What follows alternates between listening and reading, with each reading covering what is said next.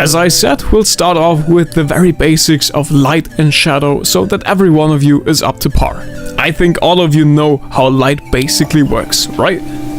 On one hand, we've got the bright side lit by the lamp, on the other, we've got the dark side with all the shadows on it.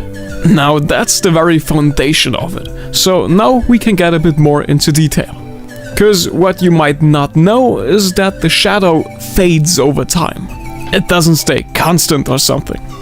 I know, that might sound absurd, but it's true nonetheless. But why is that so? Now I'm gonna sum it up in 2 words: bounce light. And yes, it's exactly what you think it is. Light bounces off of surfaces. That's why the light nearby also hits the darker parts of the ball right here, lighting up the shadow in the process. Now where it really gets interesting is when you notice that light takes the color of whatever it bounces off of. So, for example, if you'd have a blue object nearby, everything around it gets a slightly blue tint if the light is strong enough. Yeah, you might have wondered why artists draw their portraits with little specks of a completely out of place color. That might seem odd if you first look at it. But now you know why they do that. It's not wrong, it's quite the opposite actually. It makes your artwork more believable and takes it to the next level.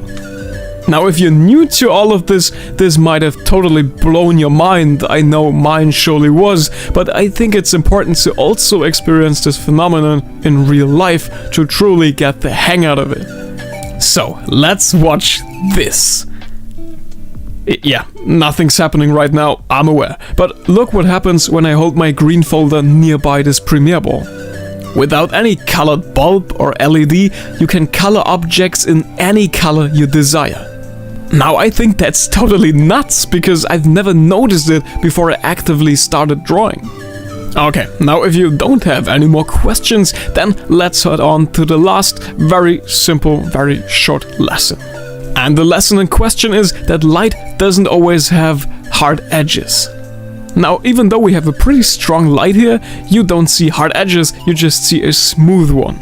It's more like a gradient, right? And this gradient is the so-called terminator. Awesome, and before we apply this knowledge, let's just recap what we've learned until now. When it comes to light and dark, we have our light side and we have our shadowy dark side. However, there's still bounce light coming in, so the shadow doesn't stay constant. And also don't forget that the ball itself also has a drop shadow, just so we're clear on that. Plus, the drop shadow has a part where it's the darkest, so that would be right at the beginning. That's the so-called occlusion shadow. Now on the light side we have our light center, and depending on the surface you might have little highlights as well. Now the last thing to add is of course our terminator, no, not that one, and we basically have everything you need to know about the topic in one picture. Oh, I'm serious, this is basically it. You now know everything about the basics to make light and shadow work. So please, go ahead and screenshot this, maybe you'll need it as a reference sometime. Or alternatively, you could just rewatch this video. I mean, I'd be grateful for it. Okay, but now let's try to apply this theory on a finished artwork. Let's start with the simple cel-shaded one. We've got our light center, after that our bright and halftones, our regular shadows, and also bounce light. Here we have hard edges, so it's pretty easy to decide which part belongs where, but now let's try it on a real photograph. So let's see if there's still everything in place.